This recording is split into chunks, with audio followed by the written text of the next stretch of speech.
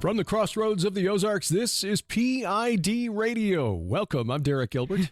I'm Sharon Gilbert, and we're back. We were gone for a bit, but we're back. They can only hope to slow us down. They can never stop us. They can never stop us. Not with those dogs. No, absolutely not. I can't stop the dogs. You can't stop me. So when they start pulling, and when Glory, who's now doubled in size since we got her 6 weeks ago, about 6 weeks, about 24 8 pounds. weeks ago. Yeah.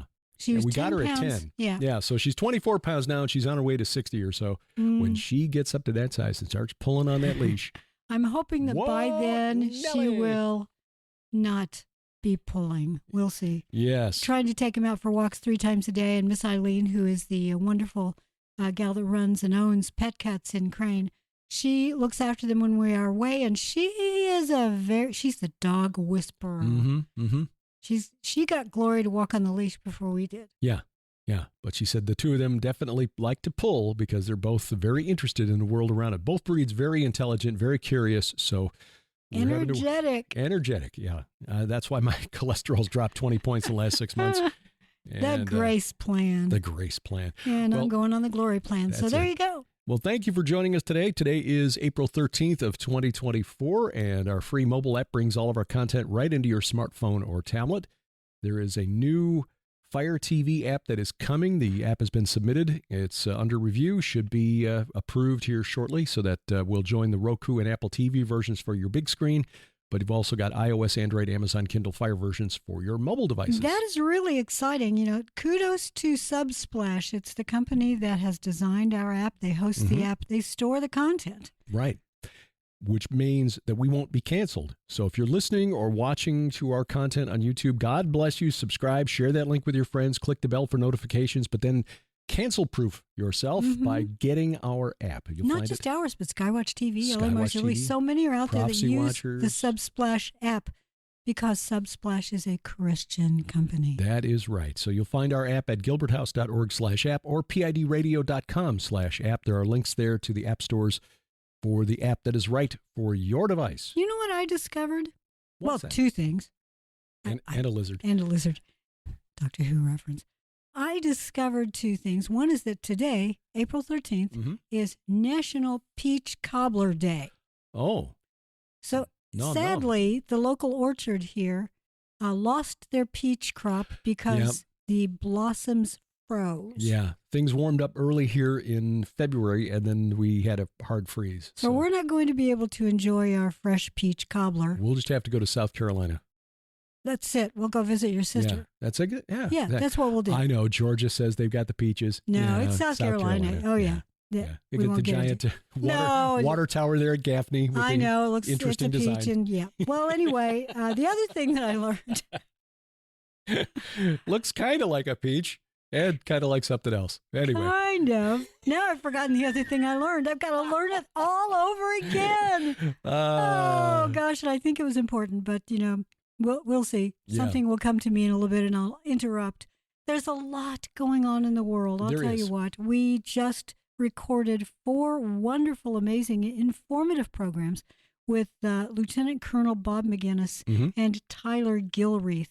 Their new books coming out through Defender Publishing will be available at the skywatchtvstore.com soon. I don't think they're up there yet, but we discussed not only Israeli politics, we discussed theopolitics, as I call them, and we discussed aliens. Yeah. Colonel McGinnis' forthcoming book is called Out of This World, and I plan to have him on the program on View from the Bunker to discuss it, where he will have more time to kind of roll out the thesis behind the book and his research. He's got some insights into what goes on behind doors in the Pentagon, not all of which he can share, but he had some very interesting insight. I had reached out to him because Allie Anderson and Donna Howell, who are Joe Horn's sisters, Tom and Nita Horn's daughters, the two of them and I are collaborating on a forthcoming book on the UFO phenomenon for next year. And that book will address the ancient aliens aspect of things. Is God, Yahweh, the God of Abraham, Isaac, and Jacob, is he just an extraterrestrial? Right. Where's the fake news? Right. Who's spinning tails? Yeah. So the ancient aliens, or rather the recent surge in interest in the UFO phenomenon since late 2017, December of 2017, when the Tic Tac video was publicized by Ralph Blumenthal and Leslie Keane in the New York Times, a video that had been out on YouTube for 10 years already by that point. So it's like, why is this suddenly news? A reporter named Stephen Greenstreet at the New York Post has done some digging into Luis Elizondo and ATIP, the Advanced Aeronautical Threat Investigation Program or whatever, which was supposedly the secret Pentagon UFO program. And Greenstreet concluded that it didn't actually exist, that there was a program called OSAP, but that money was being spent to basically funnel it to Harry Reid's friend, Robert Bigelow, the owner of Skinwalker Ranch at the time. Former owner, yeah. Bigelow was the man behind NIDS, the National Institute of Discovery Science, I think it is, which is sort of an alternative to MUFON. They spent over $20 million on the program, and according to Greenstreet, when the Pentagon got wind of this, that they were chasing ghosts and chupacabras at Skinwalker Ranch, they freaked out and wanted to cancel the program, and that's when Harry Reid, former majority leader in the Senate, stepped up and said, no, the program is really called ATIP, and it's about, investigating anomalous aerial phenomena. And Greenstreet said, so that didn't ever actually exist. They were just chasing ghosts.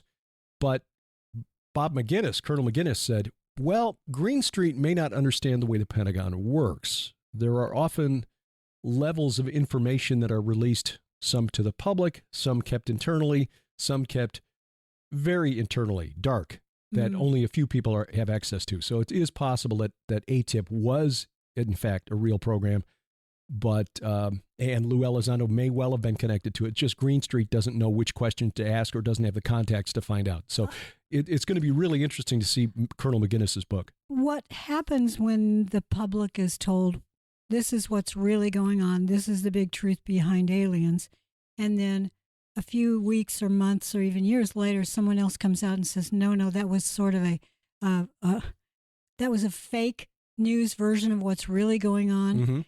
It's like it's shell corporations all the way down, right? Except that they are intelligence operations. And some of them are disinfo. They're trying to it's a sleight of hand thing. They're trying to make us look over here for one explanation while there's a deeper, different explanation elsewhere. And I think the bottom line is that you have to ask, what are they? They exist. Right. You step back and look big picture instead of trying to drill down and get to the end of it, because it's like a series of Russian dolls and you never get to the one on the inside. And it's kind of the way the plot was revised multiple times, the overarching plot on the X-Files. That is kind of what was done to Paul Benowitz, and how the idea that there's an underground base at Dulce, New Mexico has become sort of accepted wisdom. It is part of the received text among UFO researchers. Benowitz was a nuclear scientist who was a contractor for the U.S. military, and the military became concerned that Benowitz was asking too many intelligent questions about the mysterious lights he was seeing at Kirtland Air Force Base outside Albuquerque, which we've driven past a couple times now, going to those archaeology conferences. So they assigned Richard Doty, who was Air Force intelligence, and a guy named Moore, whose first name I'm going to get wrong. Anyway, he was co-author of the book, the Roswell Incident, which was, along with Berlitz. Berlitz and Moore were the co-authors of that book. That really made Roswell a household name. And they gaslit him to the point where Benowitz went crazy. Berlitz did? Moore and Doty. Oh, okay. Berlitz was not involved in it. Charles Berlitz and... he made the Bermuda Triangle famous. Yes, he made quite a number of alter realities, if you want to put them that way, or secrets across the globe. Right. So they kept dangling clues in front of Benowitz, like Fox Mulder in the X-Files, tantalizing clues, and you get a little bit more. It was like, a dollar bill on a fishing line. And go through this door, the big reveal's on the other side. And you get there and you find out there's another door. 4 more doors. Yeah. And you got to pick the right one. And so you get kind of that sense watching the X-Files, and you get to a certain point of frustration where you either say, okay, Chris Carter either doesn't know how to write or he's deliberately obfuscating, and to preserve my sanity, I'm going to quit trying to make sense of this and just go watch something else. I'm going to go watch SpongeBob. Well, Benowitz kept following it through to the point where he literally went insane, and that is kind of what we have to look at with the involvement of the intelligence community in the UFO phenomenon. I think I think your suggestion that we need to step back and look big picture. What are these entities? Yes, they exist. Let's look at the big picture. There are far too many stories, verifiable stories, evidentiary stories, that there have been visitations. We'll just put them that way.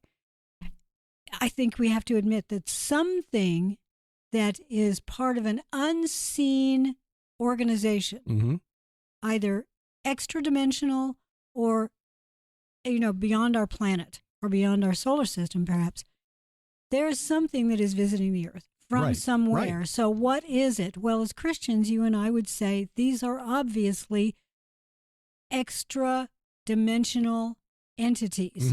Because we can't see them. They're part of what the late Mike Heiser called the unseen realm. Right. And some are good and some are evil. We could even go a step further and say, you UFO types. It's like Paul on Mars Hill.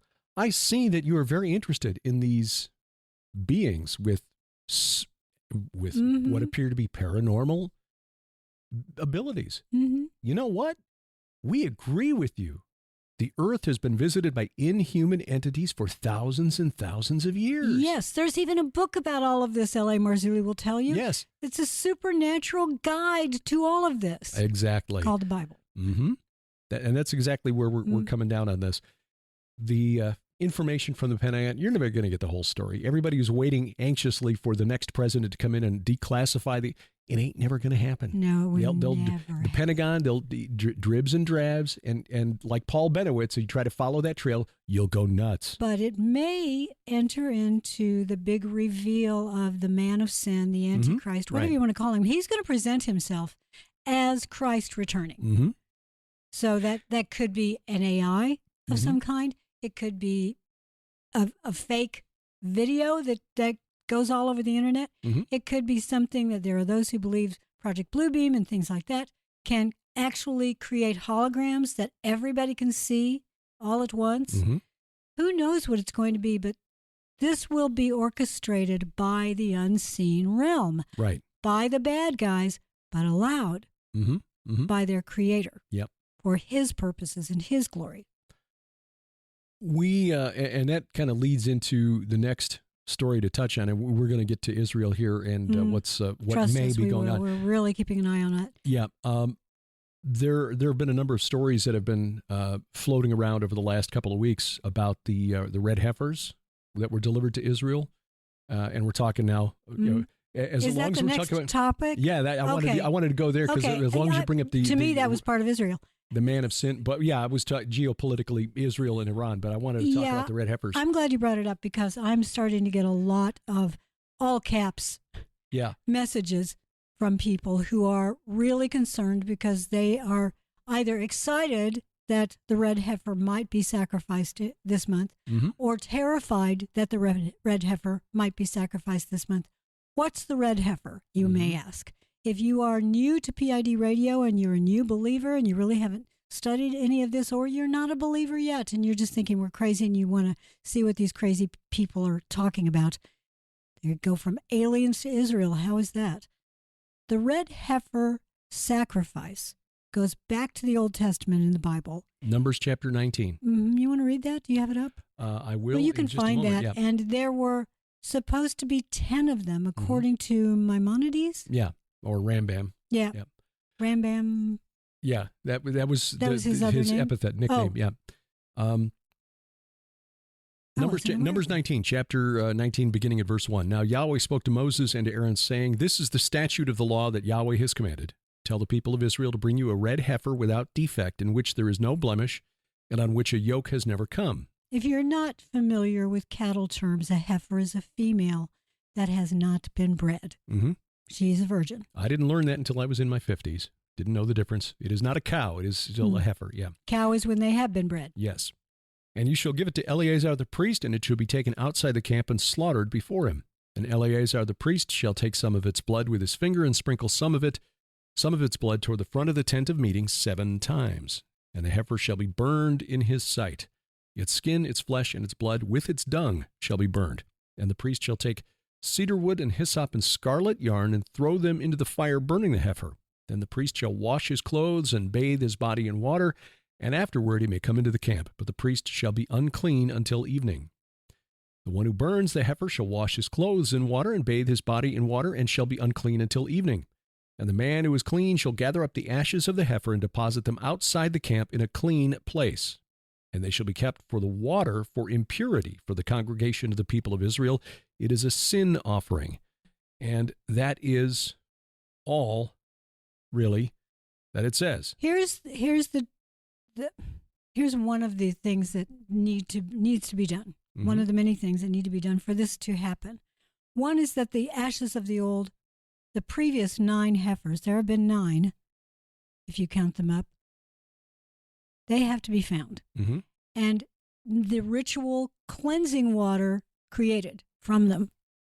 Because the priest can't clean himself if he doesn't have that. Mm-hmm. That's my understanding of it. The other thing you need is to go to the correct place outside the camp. Right. Which is probably somewhere on the Mount of Olives. Mm-hmm. The other thing you need, according to, I don't know that it's actually in here, but I think it's tradition that yes, a young man who has been raised a certain way, just like the heifer is raised a certain way, a pure young person, a male, has to, if I get it right, has to be the one that carries the old ashes out to the sacrifice place. Is that correct? Something like that. I'm looking now at the Temple Institute's website. And it's tricky because between Jerusalem, the old Jerusalem, which is where all of this would have taken place, and the Mount of Olives is a graveyard. So theoretically, he would be carried so he doesn't step on anything. Right, or a bridge built between the Temple Mount and the Mount of Olives. So that that would take some time, wouldn't it? It would. But he could be carried. Yeah, he could be carried, right. Temple Institute, which on a recent episode of Skywatch TV, and we got this in an interview with Carl and Zev, we probably ought to finally put that together from 2019, our tour of Israel, where they talked about this, their visit to the Temple Institute, and their questions of the Temple Institute, how much money would it take to rebuild or to build the third temple? And the answer they basically got was, how much you got? They thought they were dealing with a couple of rich Americans who wanted to underwrite the... Carl even said, I've got a checkbook right here. I'll write the amount. Tell me what you need. Mm-hmm. I come from a church that can provide these funds. And they would never give an amount because they never want to actually reach the goal. Yeah, the money is not really being used to build a third temple. For legal purposes, we're going to say, according to our best understanding. So allegedly. Yeah. This is totally our understanding. So. Mm-hmm. And the understanding that Carl was passed to us, that Carl and Zev came away with, was that the money is essentially used for political purposes. Mm-hmm. It's essentially a political action committee, and its stated mission, because it appeals to, its stated mission is targeted at well-meaning Christians. Wealthy Christians. Yeah. And well-meaning who will give $1 or $10. Right, who think that they're doing a good thing. Now, as Christians, we understand we don't need a third temple. Mm-mm. Prophetically, there may be a third temple because the Antichrist, according to the book of Daniel, will put an end to the sacrifice, the daily oblations, and change the times and the seasons. Mm-hmm. But that it doesn't say that there's a third temple. There could be a tabernacle. Exactly. Right. They had the sacrificial system in the tabernacle for centuries before the temple was ever built. So the Temple Institute, to influence Israeli politics, raises a lot of money and then funds the candidates that support the political aims of the Temple Institute. Anyway, they say that the previous ashes, can we proceed without the original ashes? Certain individuals and groups have embarked upon numerous expeditions, most of them centered around a particular location in Israel, where it's believed that the ashes of the red heifer may have been hidden. Most of the evidence for this belief comes from a particular interpretation of passages in the Copper Scroll. That's interesting. Yeah, Jim Barfield, who we've become friends with, has got a very novel interpretation of the Copper Scroll, but I don't know that he talked about the red heifer. He thinks that the Copper Scroll points to the location of the tabernacle. Anyway, the scrolls were found in a series of caves in and around the desert area of Qumran. Presumably, they were authored by members of the Essene community at the close of the Second Temple period. So they don't actually answer the question. So they're not really saying whether they could do it. No, and that may be for legal reasons. I mean, think about this. If you here's a list of things to do, checkbox. Okay, got them all done. There you go. Yeah. Now, what are you doing with my donation? Yeah, they could be in some legal jeopardy there. But the next heifer that will be slaughtered, they believe, will be the 10th heifer. And again, this is not biblical, but there was a teaching from the rabbis that the 10th red heifer, when it's slaughtered for the purification ritual, would usher in the era in which Messiah returns, or Messiah arrives if you're a Jew. Bottom line is, we don't need to do any of that. The Lord himself, Messiah, Yeshua HaMashiach, will return when he chooses to return. There's nothing we can do to make, he doesn't depend on us. That is correct. It'll be on his timeline. But here's the thing, and this is why the April 22nd date, which has been floating around the internet, they're going to sacrifice their heifer on April 22nd. Like I say, all caps. They're almost always all caps. We did a program on this podcast last July 15th. And at that time, according to Israel National News, arutzshiva.com, the heifers at that point were 22 months old. They need to be 36 months old, which means it couldn't happen before September of 2024. I know. You and I have been saying that to people for the last 6 months. Yeah. Who have been, well, ever since October 7, who have all been asking, is this going to take place? Because the heifers were the excuse used by Hamas. Right. A military spokesman for Hamas said it was because the red heifers are brought into Israel and are now at Shiloh, which is in Samaria, what the world calls the West Bank. Put that in air quotes. That is the reason they had to attack now. And a lot of Christians are, April 22nd. It's too early. They've got to be at least 3 years old, according to rabbinic tradition, which means it can't happen before September. Here's what I find so interesting about the fact that they have been stored and kept very perfectly well in Shiloh, protected, even though it's in the West Bank, is that was the site of I'll just call it the Eli tabernacle, right, where Eli fell over and died when he found out his sons were dead. It's a beautiful location. It's a gorgeous park where you can go and spend some time and you just never want to leave. Great little gift shop, got great ice cream. But there are places there where, yes, you can look at the archaeological evidence that the tabernacle was there. Indeed was there. Scott Three of the corners of the horned altar have been discovered. Now, by now, it could be the fourth one have been discovered. These are extraordinary stone fragments that sit where I saw one of them just sitting in looked like a big rock quarry. It's pieces of buildings that have been left over from the Muslim era and Christian era and possibly back to the Jewish era. Shiloh is in the West Bank, but because it has a history, an authoritarian position where a tabernacle can stand, putting them there might be well seen by Hamas as they're going to set up a tabernacle and they're going to sacrifice that heifer right there. Yeah, or at least that could be the excuse that they're given. CBS News ran a story on this about a month ago, early March, and obviously didn't do the kind of research that we've done. And frankly, all that we've done is just 10 minutes worth of digging on the internet. Doesn't take long. But yeah, with the resources of CBS News, you'd think that they would have had a little more time and a few more people, researchers. Yeah, I got the gist of it. Watched a video on YouTube and I got the gist of it.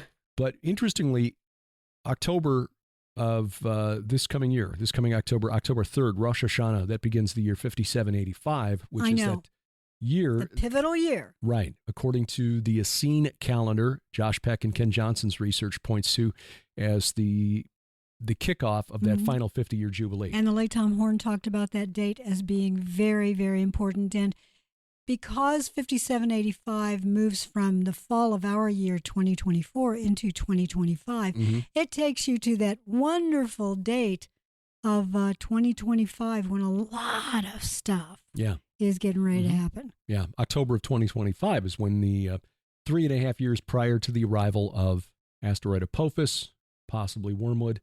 So some very interesting things happening. Yeah, we're not date setters. We're just looking at the signs and seasons. That's it. October would also be the month in which the Feast of Tabernacles or Feast of Booths or Sukkot, which is the most important festival in the Jewish calendar. At least it was in the time of Jesus. It was the festival, the 7-day festival during which 70 bulls were slaughtered, representing the gods of the nations. And the music festival that was taking place on October 7th, that was the very last day of that long season. Feast of Tabernacles, yeah. And everybody was celebrating because that's what you did on that last day. Simchat Torah, yeah. So, that would mark like the 1-year anniversary of that, the end of the Feast of Tabernacles in October. So we're keeping an eye out for the fall.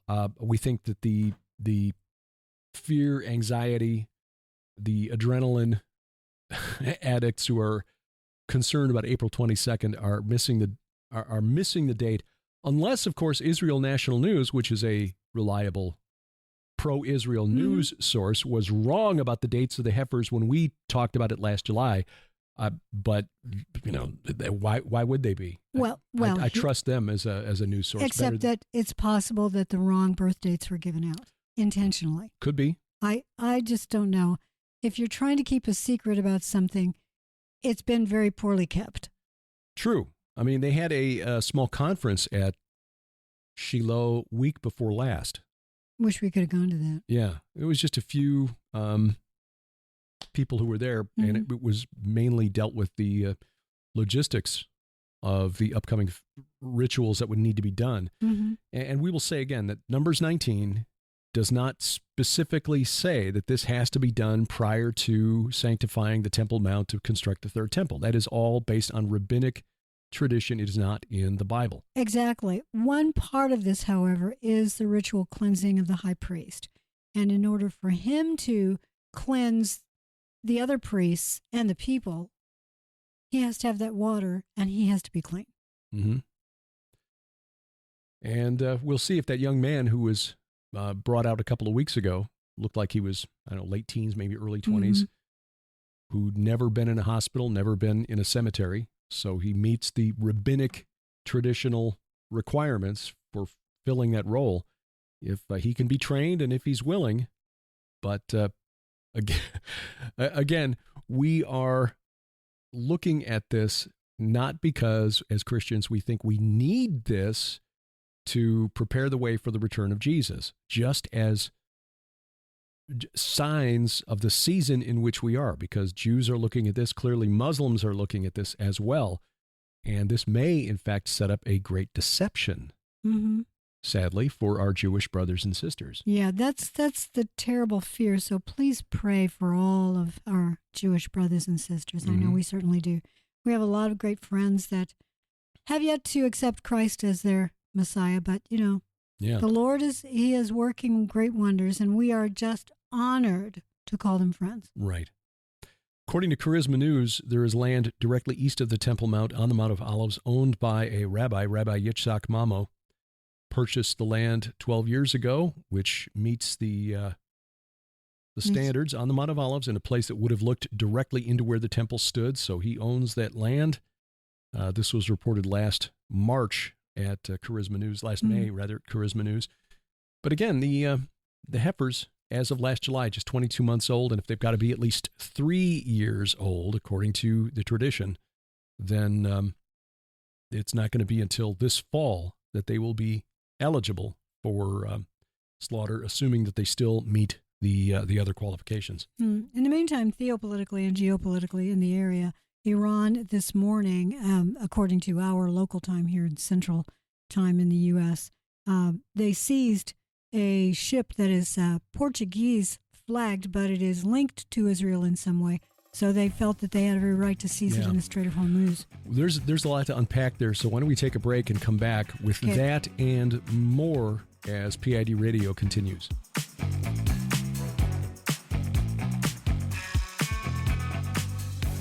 Summer reading season is just around the corner. We want to help you get ready. You can buy fiction, you can buy nonfiction through the Gilbert House store, whichever you want. All of our books are 40% off. 40%. That includes all 8 novels of the Red Wing saga. Book 9 is coming, probably early summer. My 2 novels, and then, of course, all of our nonfiction stuff, including our most recent books, Giants, Gods, and Dragons, The Second Coming of Saturn, and Veneration, a deep dive into the cult of the Nephilim. April and May, you get 62 days. Absolutely. No, 61. April only has 30. Regardless, through the end of May, 40% off on all of our books at the Gilbert House store. Available only online. Go to gilberthouse.org/store. You'll find all the prices slashed on our books, 40% off, gilberthouse.org/store. And thank you for your prayers and support.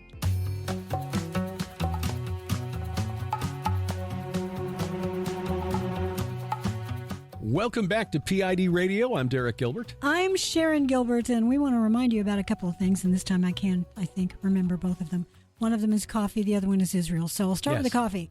If you are sitting there listening to this and you're thinking, boy, I really just am getting so sleepy, I need something to wake me up, what would it be? Well, you could have a barking dog, that would work, or you could have a coffee that is named for a barking dog. There we go. Amazing Grace, our cookies and cream flavored coffee blend from Kevlar Joe's Coffee. Be bold, be Kevlar.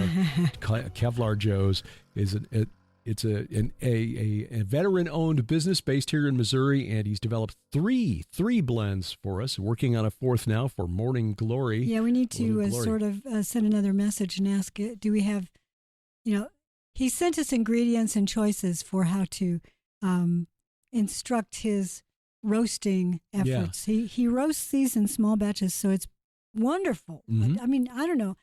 Seriously, does he have a big barn like this where he's doing all the rest? I'm not sure. Recently moved into a new location. We have to visit that sometime. Maybe I can swing by there on my trip up to St. Louis later. I know. May. So please go to gilberthouse.org/store, and you'll see the link there for the coffee. Flavored, bold, and a nice smooth Sumatran named Snarling Dachshund. You'll find them right there on the front page at our store. Yeah. Now, Israel, this really would be the last week for people who are kind of on the fence about joining our solidarity mission to Israel, May 6th through 13th. Yeah, I know you're probably sitting there thinking, well, there's way too much going on over there.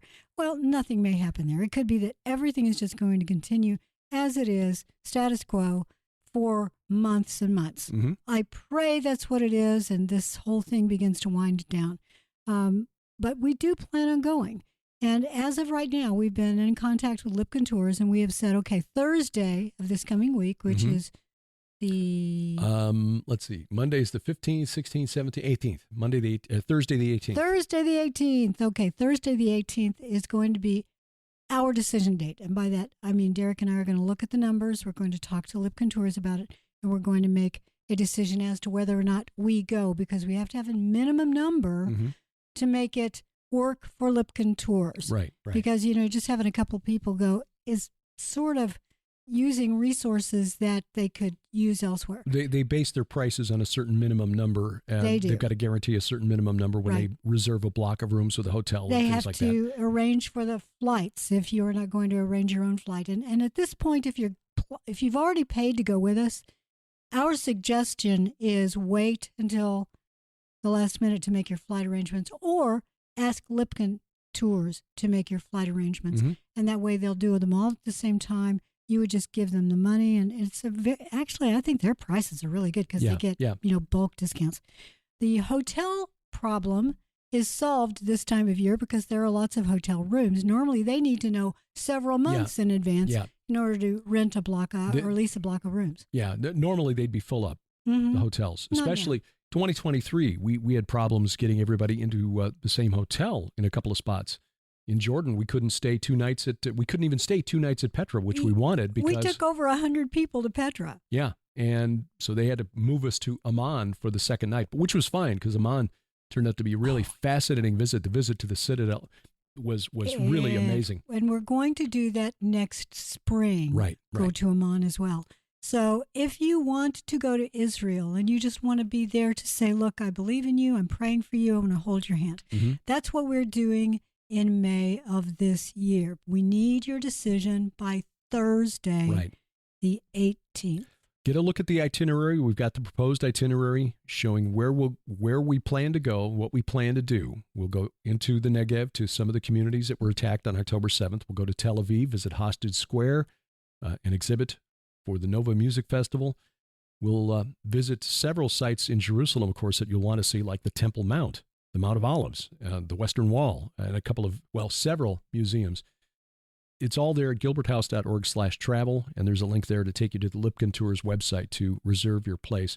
But again, we need to firm this up pretty quick. We know that we've got some people who are committed to going. We just, by Thursday, we need to know whether we've got the numbers for Lipkin's sake to make it worthwhile. Yes, we do. And by the way, we will be going back next spring. So while you're at gilberthouse.org/travel, take a look at that itinerary as well. Well, what's going on in the Strait of Hormuz? Israel seized a ship called the MSC Iran. Iran, yes, I'm sorry. It was an Israeli-linked ship, the MSC Ares, A-R-I-E-S, Ares, not Ares, the god of war. Yeah. This is interesting because this is not in the Red Sea where the Houthis have been attacking. This is on the other side of Saudi Arabia. This is direct. They're not going through the Houthis in this point. Right. But, you know, Iran's been seizing ships for a while off and on. Yeah, and this is kind of a game changer for a couple of reasons. First of all, Iran seizing an Israeli-backed ship, or Israeli-owned ship, I should say, is perhaps one response to the airstrike on the consular area of Iran's embassy in Damascus. I'm glad you put it that way because some people are saying it was an attack on the consulate itself. It was not. No. It was nearby. Yeah.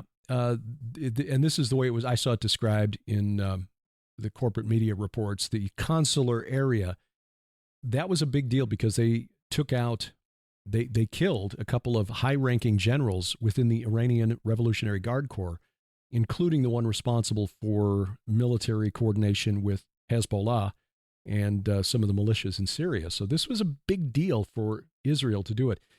And a precision strike, too, because this was like 2 buildings over from the Canadian embassy. You miss by a few hundred feet and you take out a bunch of Canadians instead of the Iranians. And doing this in Damascus, I mean, we just sort of take for granted that the Israel Air Force they spotted Iranian troop movements inside or militia units inside Syria and they just go in there and hit. This really is a pretty big deal. And this has been ongoing for a while. When we were there in Israel 6 years ago, we heard the F-15s flying overhead towards Syria when we were in Nazareth one night. You remember that? Like 2 in the morning? It was like, hearing planes, seeing planes in the sky is unusual over there. Right. In the daytime. And we need to remember that Russia has a base in northwestern Syria, Latakia. Mm-hmm. So Russia and Israel have sort of been coordinating, like, look, we're coming in, don't fire on our guys, we won't fire on your guys. Oh, I see what you mean. Right. When you said Russia and Israel, I thought, yeah, but I see what you're saying. Right. And this has kind of been, sort of a handshake agreement that's been in place for some time now because Israel essentially has aerial superiority. I mean, Syria has an air force, but they don't challenge the IAF. And most of the Israeli planes that launch missiles do it from over the Golan Heights. Have you seen that some of the embassies in Tehran are emptying out? They're going home? Yeah. Uh-huh. So somebody is expecting something to happen. Things are going to get complicated, though, because we just saw a story yesterday on I-24 News that Russia is deploying a company of military police to the Golan Heights, the Syrian side of the border, which complicates things as far as Israel, because you don't want to strike and hit a Russian military unit. That would be really, really convoluted. Now, the other aspect of this seizure of the Israeli ship by Iran that's interesting. Why was there an Israeli ship in the Persian Gulf in the first place? According to one analyst, this suggests that Jordan, Saudi Arabia, and the UAE, because this ship left the port at Dubai, the UAE, Saudi Arabia, Jordan, and maybe even Qatar are helping Israel bypass the Houthi blockade of the Red Sea, that they are transporting goods by truck, containers on the back of trucks, from Israel through Jordan, through Arabia to the UAE and the port at Dubai, but also at Bahrain. And Iran is saying, no, we're not going to allow that. So this is drawing in the Gulf, the Sunni Gulf states, the Saudis, the Emirates, the Qataris, even, and the Jordanians into this Israeli plan to bypass the Houthis. Why would the Sunni states do this? Well, a lot of them trade with Israel, sort of on the down low. When we were in Israel, we were told that the Saudis buy a lot of produce from Israel, but they just have to market, product of Jordan. They seriously do this. They do. Yeah, so that they don't reject it. Oh, we don't want these bananas. They're from Israel. Yeah.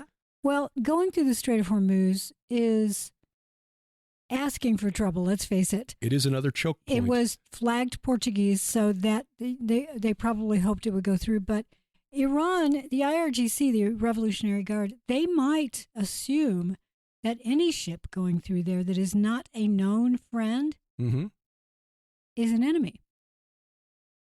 And may be spying. Could be. It could also be that they are just got enough intelligence assets. They can figure out, okay, who owns that ship? Well, here's an interesting side note to all of the craziness taking place in the Middle East right now. According to an article at Sputnik, now I don't share Sputnik stories or Moscow News or any of that RT. I don't share those to my feed on X, formerly Twitter. Soon we won't have to say formerly, the app known as Twitter. We'll just be able to say X. But anyway, yeah, I post over at X all the news. I mean, it is rare that I post a news article to Facebook because, frankly, I like cats and, kitties and dogs and things and like memes. that. And prayer requests. Yes. And memes. Thank you, Kenny C. He is the meme master. I know, Max Sternberg. Well, yeah, true.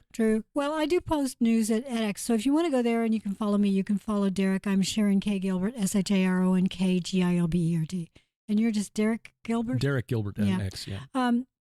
According to Sputnik, U.S. has reportedly, there's your weasel word, reportedly asked China to talk Iran down from striking Israel. Oh,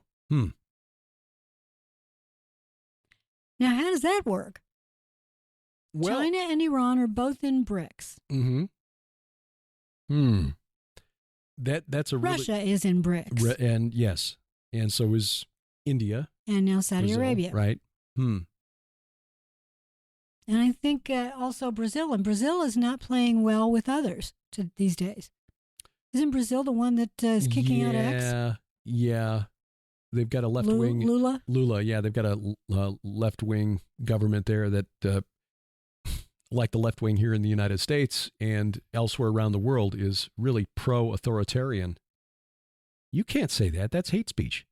We need to silence you because hate speech is literal violence.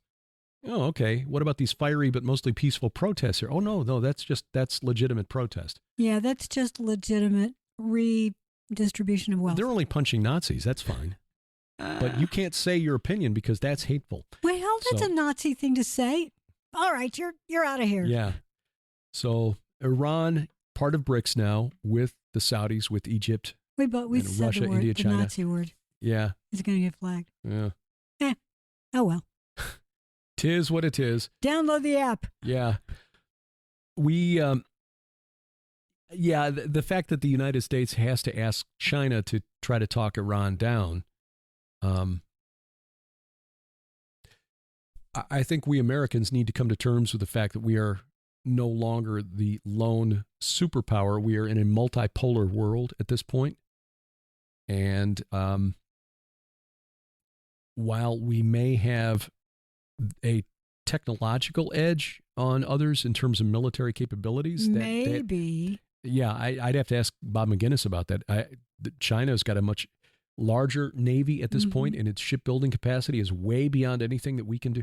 He even told us that the Iranian ability to their technology regarding drone construction is really good. Yeah, in part because of Chinese technology and a lot of, for a lot of reasons. For a lot of reasons. We could do a whole show just on that, but I don't think we're not in a position as we were back in the, immediately following the collapse of the Soviet Union. As Francis Fukuyama, the historian, once said, we've reached the end of history. We have not yet. No. We are not the world's lone standing superpower. We are like the late stage of the Roman Empire, where the edges of the empire were crumbling. And, there's lots of Germans crossing the Rhine and getting into the empire, the interior of the empire. Well, let's just make them citizens. That'll be fine. Oh, yeah. So that's kind of where we are. Barbarians right at the borders. Yeah, prophetically significant because of where all of this is happening.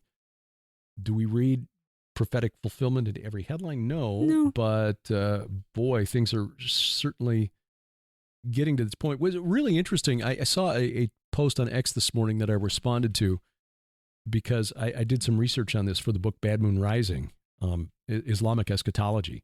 Yeah. Pew Research has found that a very high percentage of Muslims, especially in the Middle East, believe that they will see the arrival of the Mahdi within their lifetimes. So within the next, 20 to 40 years, which is really interesting because the Mahdi is not even mentioned in the Quran. No. The Mahdi was invented by Muslims in the late 7th century as a response to a purported prophecy. There was a document called The Apocalypse of Pseudo-Methodius. It was named for a bishop who I think was 4th century. I could be wrong about that, but he was a respected bishop in, I want to say Greece or what is now Turkey. Anyway, but this was named for him to give it legitimacy. It was written in the late 7th century after most of Christendom had been conquered by Muslim armies. Christians were trying to figure out how is it possible that in the last 50 years, Christendom, which stretched from Persia to Britain, had been almost, more than half of it had been conquered by Muslim armies. We must have done something wrong. But wait, there's a prophecy of a coming final Roman emperor, which was a book title used by Tom Horn and Chris Putnam. Mm-hmm. That purportedly foretold the coming of a messianic Roman emperor who would put things right. And so the Muslims are like, these Christians are talking about this final Roman emperor. Oh yeah, well we've got the Mahdi. The Mahdi's coming, and he's going to. Doesn't matter how it began. They believe it. They believe it, and so it might as well be real because that's what's informing their actions. Mm-hmm. But it is ironic, and of course, I think typifies the state of the spiritual supernatural war that's ongoing, that a lot of what's happening in the world today is being driven by a false prophecy that was created in response to a false prophecy. Exactly. By the way, if you are a Dune fan, the Muad'Dib is the Mahdi. Yeah, exactly. I wish I'd known that when I read that back in high school. No, go read it again. Didn't have to. But yeah, there's a lot going on in that region. Is Iran actually going to strike Israel? I don't know. I'll be honest with you, but they do have the capability. We do know that, at least that's what the reports are saying. Mm-hmm. And Bob McGinnis says that they have the capability. So he would not, I don't think he would be surprised if something happened. He didn't give us any intel that he wouldn't write about or talk about on a regular news program. But if something were to happen, if Israel believes that something could happen, then it's possible that Israel would, frankly, try to prevent it. Yeah, they would have a what is the word I want? Not a primitive justification. Motivation. No. It's the first strike. It's preemptive. Preemptive strike. Yes, thank you very much. We'll just preemptive strike. I knew it all along. I said it all along. And you, if you believe anything else, then you're not remembering correctly. Preemptive strike. And they've done that before. Mm-hmm. When it looked like the Natanz nuclear facility was going to enrich uranium to the point where Iran could make a nuclear weapon, mm-hmm. Iran went in and took it out. Israel, sorry. Yeah. Israel went in and took it out. Mm-hmm. I've been doing that too. Iran and Israel getting the two. Yeah. If Israel believes, and I can understand it, if the United States believed that Canada was ready to launch missiles towards New York, mm-hmm. do you not think that there would be negotiation on the one side, but on the other side, preparation for a preemptive strike? Sure. Yeah. And retaliation. Mm-hmm. What do you do then? The terrible thing, if you've never seen Failsafe. Oh, yeah. There are 2 productions of it. It was a great book. There's a production with Henry Fonda, which is back in the 60s. And then there's a production with George Clooney, which is Richard Dreyfuss. It's a great cast, and it's so well done. It's done as if it were, in fact, I think it was a live broadcast, mm-hmm. which you don't get that very often anymore. Right. Dramatic live broadcast, as if you were actually watching it happen in real time. Mm-hmm. Look, you need to see what happens when there's an accident, a computer accidentally mm-hmm. launches a missile. Right.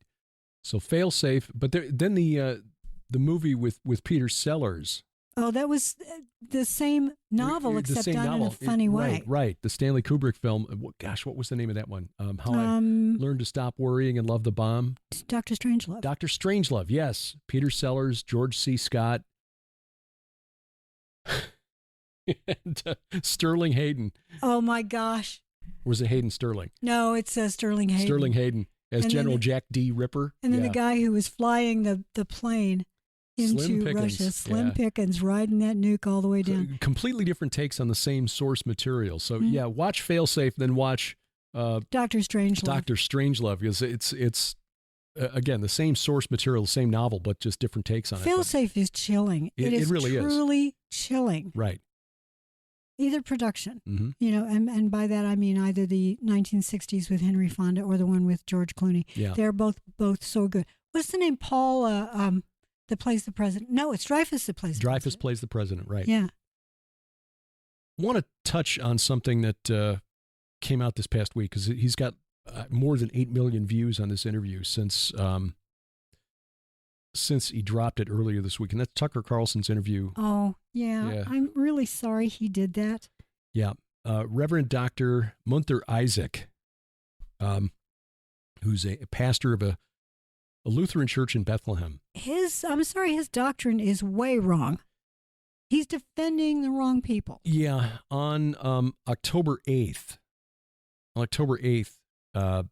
Munther gave a sermon in which he basically said that the response that what happened on October 7th, which was the attack that left 1,200 Israeli civilians, mostly civilians, some soldiers, but mostly civilians dead, was, how did he put it? I'm going to quote, "What is happening is an embodiment of the injustice that has befallen us as Palestinians from the Nakba until now." Mm-hmm. Nakba is an Arabic word that means catastrophe, which is the word they used to describe Israel's independence in May of 1948.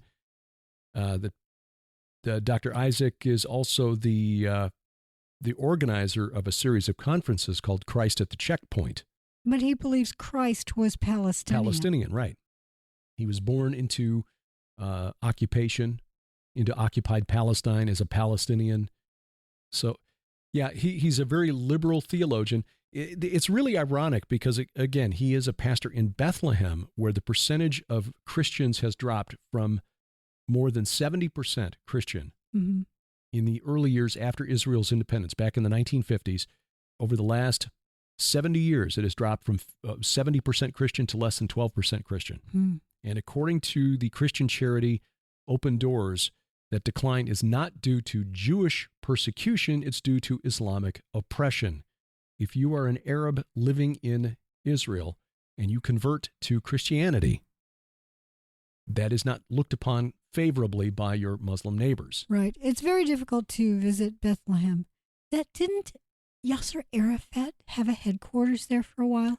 I don't recall.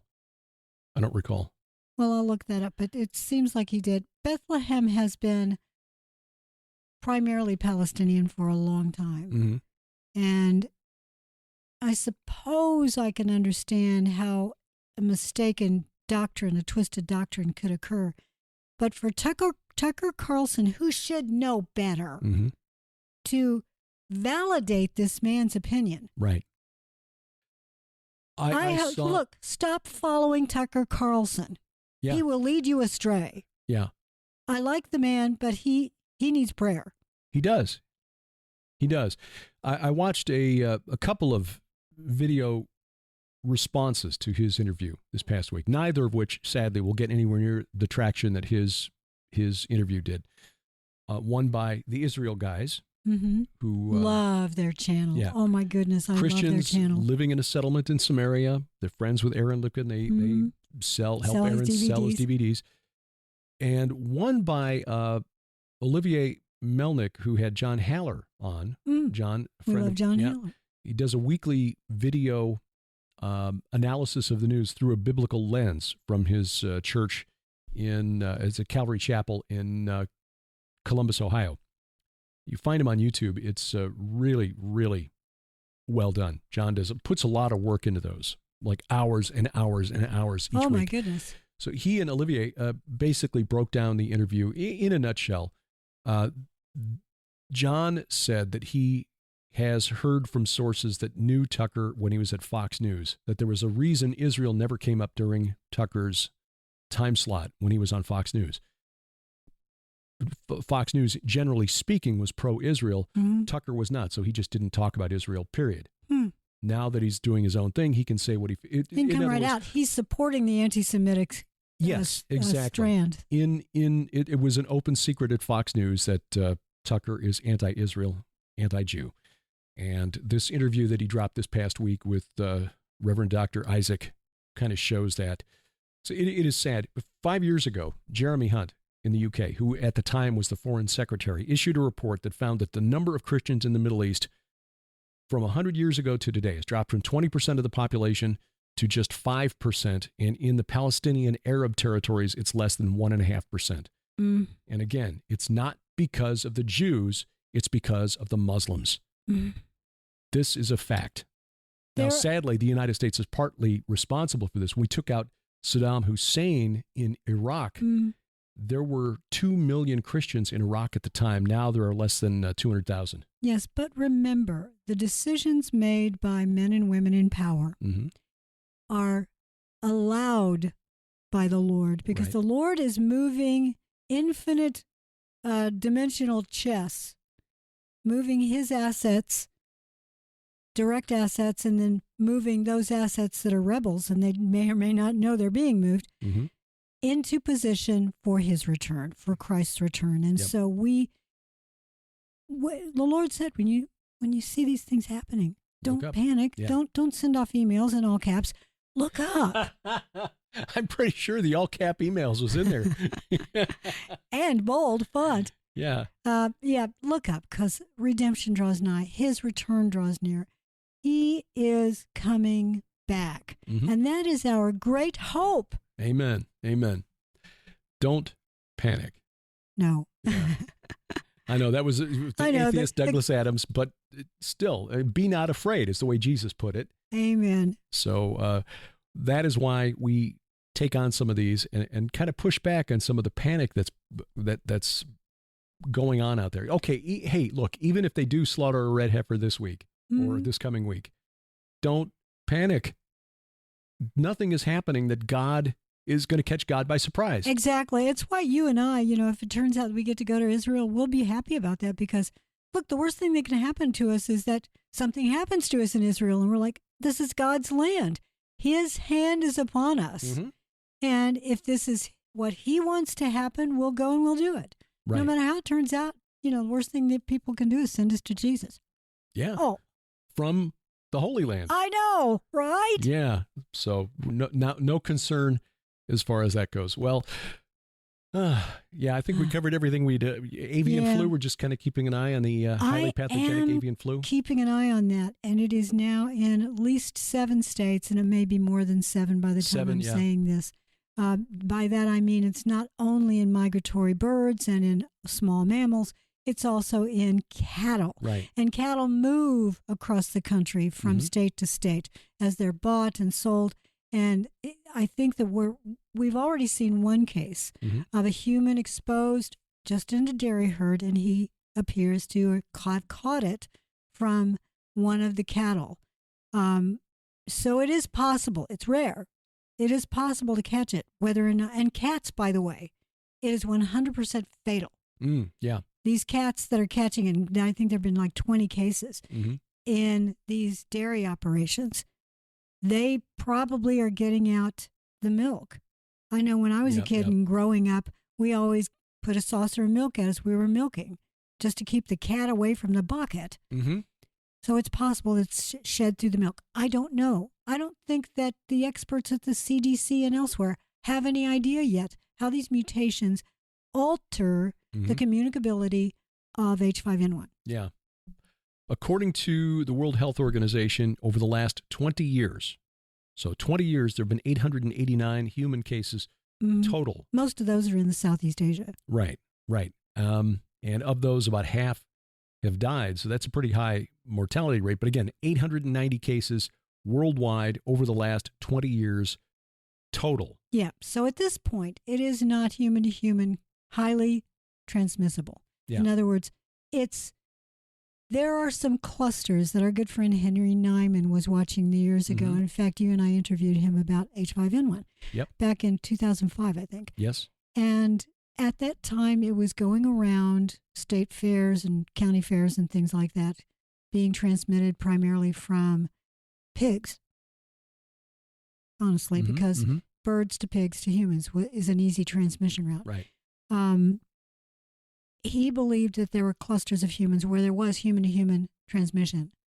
Clearly, person A had been around birds or pigs.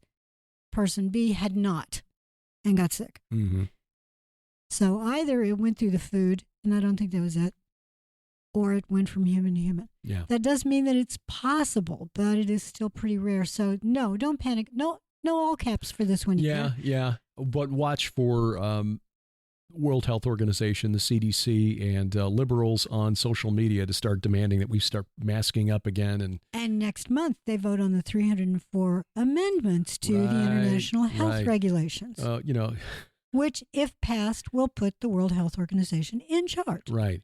We need to get rid of birds around us, cut down all our trees. That's what they're doing. These dairy operations. Seriously? They're seriously, the dairy operations in these states are cutting down those trees to avoid birds roosting and dropping into the water sources. Oh, okay. All right. Well, okay. I suppose I can see that. Yeah, but the problem is a lot of these water sources on the big ranching places, they have trees around them for shade. Yeah. I know. What do you do? I don't know. Run around like our hair's on fire? That seems to be the... That seems like a drastic solution. Seems to be the liberal response. How about hands in the air like you just don't care? Well, there we go.